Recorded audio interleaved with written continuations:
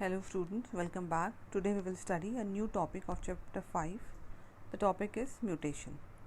Mutation. What is mutation? Alteration of DNA sequences which results in changes in genotype and phenotype of an organism is known as mutation. Alteration का means होता है change. DNA sequence हम 6th chapter में पढ़ेंगे. DNA sequence जो है A, T, G, C इस तरह से बहुत सारे जो है अपने लोगों ने 11th में ही पढ़ा था 9th चैप्टर के अंदर. सीक्वेंसेस होते हैं, रैंडमली सीक्वेंसेस होते हैं. ये आपका डीएनए है.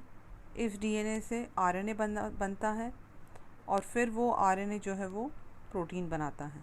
तो अगर यहाँ पर जो है कहीं पर भी कुछ भी चेंज हो जाए, डीएनए सीक्वेंस अगर चेंज हो जाता है तो उसका जीन चेंज हो जाता है, यानी जेनेटिक जीनोटाइप चेंज हो जाता है, जेनेटिक मेकअप, और उसकी वजह से फिनोटाइप भी चेंज हो जाता है. And that result in mutation. Mutation के बहुत सारे सिंपल एग्जांपल्स आपने देखे होंगे. नॉर्मली हमारे हाथों में जो है वो 5 डिजिट्स होते हैं, लेकिन कभी कभी क्या होता है किसी के 6 डिजिट्स भी जो है छोटी वाली अंगुली से रेव्ड हुआ होता है. तो that is an example of mutation. Mutagens वो फैक्टर्स जो कि म्यूटेशन को कॉज करते हैं, those are known as mutagens. Example UV rays, gamma rays और कोल्चिसिन डाई. कोल्चिसिन डाई जो है ड्यूरिंग सेल डिवीजन जो है वो इंटरफेयर करती है and it results in mutation. Types of mutation. Mutation जो है that is basically of 2 type. The first is gene mutation, other is chromosomal mutation. जैसे कि नेम ही इंडिकेट कर रहा है, जीन म्यूटेशन यानी ये जेनेटिक लेवल पर, जीन लेवल पर है, ये जो है ना ATGC इस वाले लेवल पर है. और क्रोमोसोमल म्यूटेशन यानी जब क्रोमोसोम पूरी फुल्ली पैक्ड है उसमें अगर कुछ चेंजेस होते हैं, that is known as chromosomal mutations. हम इनको एक ही करके डिटेल में पढ़ेंगे. First gene mutation. Gene mutation की जो टाइप्स हमारे कोर्स में है वो है पॉइंट म्यूटेशन और फ्रेम शिफ्ट म्यूटेशन. जैसे कि नेम ही इंडिकेट कर रहा है, पॉइंट म्यूटेशन यानी एक पर्टिकुलर सिंगल बेस पेयर जो है वो चेंज हो जाता है डीएनए का, that is known as point mutation. Example sickle cell anaemia. कैसे हो जाता है इसको हम डिटेल में नेक्स्ट स्लाइड में पढ़ेंगे. The next one is frame shift mutation. जैसे नेम ही इंडिकेट कर रहा है कि फ्रेम जो है वो शिफ्ट हो चुका है. कोई भी बेस पेयर इंसर्ट करने या डिलीट करने पर 1 या उससे ज़्यादा 2 बेस पेयर्स को इंसर्ट करते हैं यानी ऐड करते हैं या डिलीट करते हैं तो रीडिंग फ्रेम जो है वो चेंज हो जाता है. That is known as frame shift mutation. इसको मैं विद एग्जांपल नेक्स्ट स्लाइड में समझाऊंगी. Yes, this is point mutation. Point mutation इसमें देखिए ये नॉर्मल सिकल सेल एनीमिया जो है वो एग्जाम्पल है पॉइंट म्यूटेशन का. सिकल सेल एनीमिया में कहते हैं हीमोग्लोबिन चेन जो है वो डिस्टर्ब हो जाती है. बीटा ग्लोबुलिन जो चेन है उसके 6th पोजीशन पे एक अमीनो एसिड चेंज हो जाता है. ये नॉर्मल हीमोग्लोबिन का जीन है. इसमें क्या होता है CTC हमारा डबल स्टैंडर्ड डीएनए है. एक में CTC है बेस पर, दूसरे में GAG है. तो ये वाला जो है वो mRNA में कॉपी होता है तो C के अगेंस्ट में G आता है. आप लोगों ने पढ़ा था 11th के अंदर और अभी 6th चैप्टर में और पढ़ेंगे कि G जो है वो ट्रिपल बॉन्ड बनाता है. C मतलब ग्वानाइन जो है ट्रिपल बॉन्ड बनाता है साइटोसिन के साथ में. एडेनाइन जो है वो एडेनाइन जो है वो डबल बॉन्ड बनाता है थाइमिन के साथ में. ठीक है, तो C की जगह ऑपोजिट A आएगा, T के ऑपोजिट A आएगा, C के ऑपोजिट G आएगा. ये जो GAG है ये जो है वो ग्लूटामिक एसिड को कोड करता है. ग्लूटामिक एसिड को कोड करता है, यानी GAG होगा तो ग्लूटामिक एसिड वहाँ आना चाहिए. लेकिन जब यहाँ पे पॉइंट म्यूटेशन हो जाता है, एक पर्टिकुलर ये जो बेस पेयर है यहाँ पे क्या आना चाहिए था, T आना चाहिए था, लेकिन उसकी जगह क्या आ गया, A आ गया है. A आ गया है तो यहाँ पे क्या होगा, सिर्फ एक पर्टिकुलर बेस पेयर एक पॉइंट पर जो है म्यूटेशन हो गया, इसलिए इसको पॉइंट म्यूटेशन कहते हैं. तो C के अगेंस्ट तो G बनेगा, A के अगेंस्ट क्या आएगा, T आएगा. T तो DNA के अंदर आता है, लेकिन अगर हम RNA की बात करते हैं तो A के अगेंस्ट में जो है U आता है. तो A के अगेंस्ट में U आ गया और G हो गया, तो ये GUG हो गया. GU जो है जिस अमीनो एसिड को कोड करता है उसको हम वैलिन कहते हैं. तो ग्लूटामिक एसिड की जगह क्या आ गया, वैलिन आ गया. तो इस तरह से जो है बीटा चेंज जो है उसकी 6th पोजीशन चेंज हो गई है. 6th पोजीशन चेंज होगी तो स्ट्रक्चर जो है हीमोग्लोबिन का चेंज हो जाता है. हीमोग्लोबिन का स्ट्रक्चर चेंज हो जाता है तो जैसे ही ऑक्सीजन स्कैवेंजिंग कंडीशन होती है या ऑक्सीजन की थोड़ी सी भी कमी होती है तो जो बाइकनकेव शेप है RBCs का, that converted to the sickle shape because there is a change in the single base pair, so it is known as the point mutation. Next one is frame shift mutation. Frame shift mutation जैसे कि मैंने बताया, name indicate कर रहा है कि frame shift हो गया।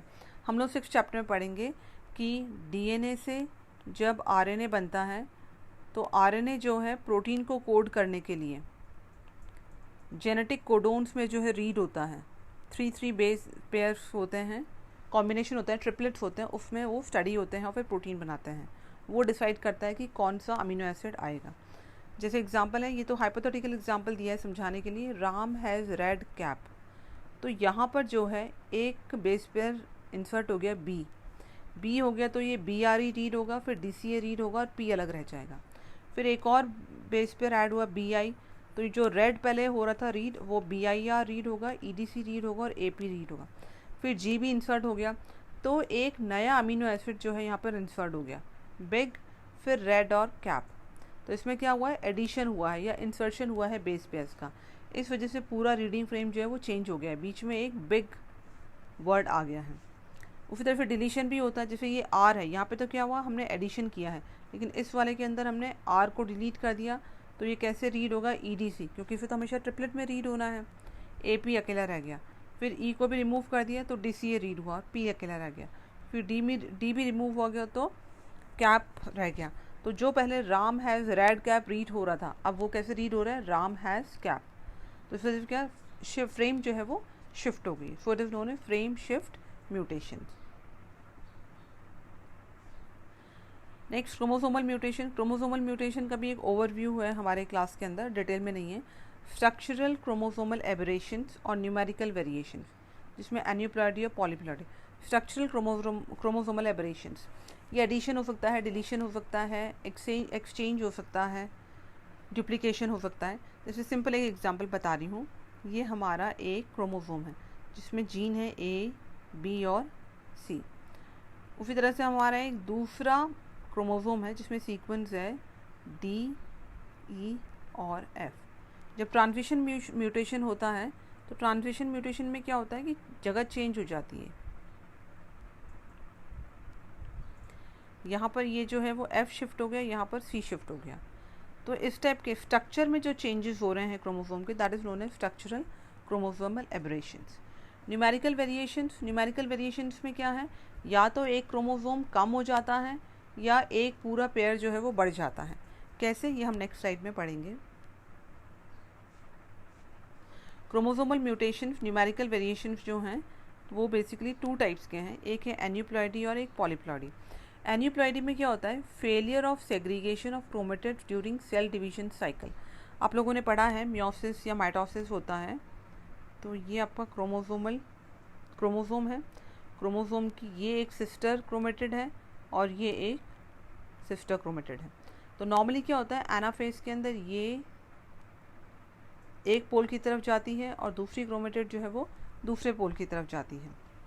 लेकिन अगर ये सेग्रीगेशन नहीं हो, मतलब ये दूर दूर नहीं हो, इसके लिए वर्ड नॉन डिसजंक्शन यूज़ किया गया है, जब ये क्रोमेटिड्स एक दूसरे से सेपरेट नहीं होते हैं।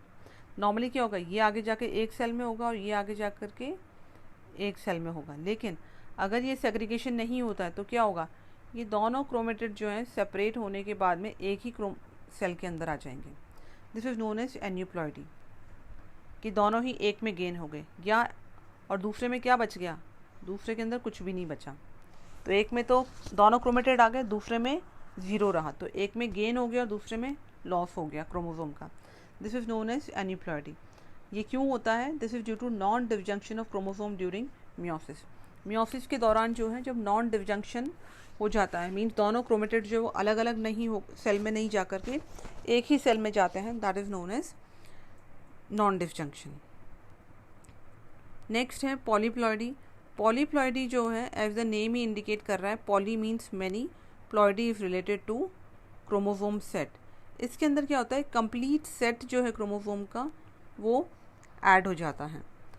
कब होता है ये, failure of cytokinesis after telophase. हमने देखा है कि जब क्रोमोसोम जो है वो ऑपोजिट पोल पे चले जाते हैं तो यहाँ पर साइटोकाइनेसिस, साइटोप्लाज्म डिवीजन होता है और फिर 2 सेल्स बन जाती हैं।